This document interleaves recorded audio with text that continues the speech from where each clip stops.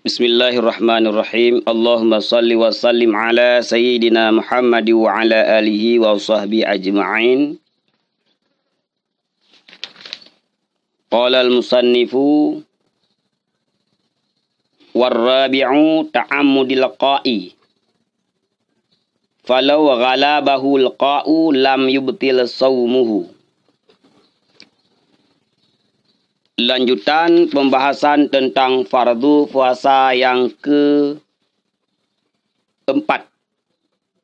Jadi fardu puasa yang keempat adalah imsak daripada sengaja muntah. Walaupun yang ditulis di sini sebagai matan adalah warabi'u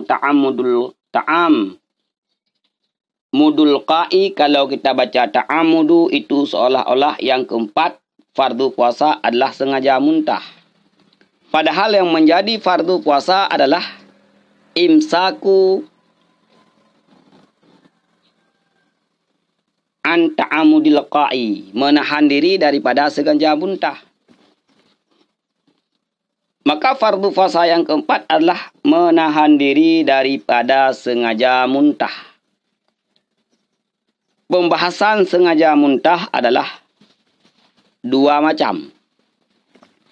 Yang pertama, melakukan suatu perbuatan yang perbuatan tersebut untuk seseorang bisa muntah. Misalnya dengan memasukkan telunjuknya ke dalam mulutnya. Kemudian dia goyang-goyang sampai dengan ke tenggorokan. Akhirnya muntah. Itu dinamakan dengan muntah yang sengaja. Atau yang kedua, termasuk dalam ta'ammudil qa', yaitu melakukan suatu perbuatan yang secara adat kalau dia lakukan perbuatan tersebut muntah. Seseorang yang tidak sanggup melihat bangkai, melihat kotoran apapun, misalnya kucing, muntah kucing ataupun apapun. Kalau dia pergi ke situ maka dia akan muntah. Lalu pergi. Setelah sampai ke situ memang muntah. Itu juga dikatakan dengan ta'amudil qa', sengaja muntah. Mendatangi tempat-tempat yang dengan mendatangi tempat tersebut secara adat kita muntah, kemudian kita datangi tanpa suatu kebutuhan hajat insani yang sangat butuh, maka kita telah melakukan ta'ammudul qa'i, muntah yang sengaja yang dapat membatalkan puasa. Kalau tidak, secara adat kita tidak muntah dengan ke situ, kemudian kita pergi ke situ, itu labaksa, tidak mengapa. Ingat, pembahasan yang membatalkan puasa ataupun fardu daripada puasa adalah imsak, menahan diri daripada sengaja muntah. Surah sengaja muntah ada dua. Yang pertama, melakukan agar dirinya muntah. Yang kedua, melakukan suatu perbuatan, melihat sesuatu yang dengan melakukannya ataupun dengan melihatnya secara adat dia muntah, kemudian dia lakukan tanpa kebutuhan hajat insani yang sangat mendesak. Nah, itu batal puasanya.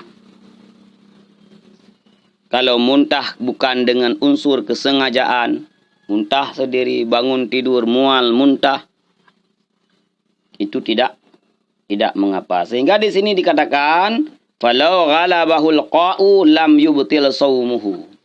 Kalau seseorang mughalabah, dikerasi dirinya oleh mual, kemudian muntah, adapun dikerasi dirinya oleh muntah, seperti orang yang ada penyakit lambung, seperti wanita-wanita yang baru hamil, ghalabah, muntah, ya, sehingga muntah, memang muntah, keluar sesuatu daripada ma'iknya, daripada maidahnya, bukan ma'ik, daripada maidahnya, keluar sesuatu maidahnya, daripada lambungnya. Itu lam yubtil, tidak batal puasanya, karena unsur muntahnya itu bukan sengaja, dikerasi, dikhalabah. Maka ketika kita muntah secara tidak sengaja, itu bukan bahagian daripada batal puasa. Ini yang perlu kita ketahui. Karena banyak beredar dalam masyarakat kita di khalayak awam, ketika dia muntah, sengaja tidak sengaja, maka dikategorikan batal puasa, habis itu dia makan. Jadi yang menjadi kewajiban fardu daripada Ramadan, fardu daripada puasa, adalah menahan diri daripada muntah yang sengaja. Sedangkan muntah yang tidak sengaja, sekali, dua kali, ataupun beberapa kali dia muntah, itu lam yuftir saumuhu, tidak terbuka puasanya seorang. Mudah-mudahan dalam menghadapi Ramadan ini, dalam menghadapi puasa yang tidak lama lagi, kita benar-benar mengetahui apa-apa yang membatalkan puasa, sehingga puasa kita terpelihara secara syariat. Mudah-mudahan. Amin ya rabbal alamin.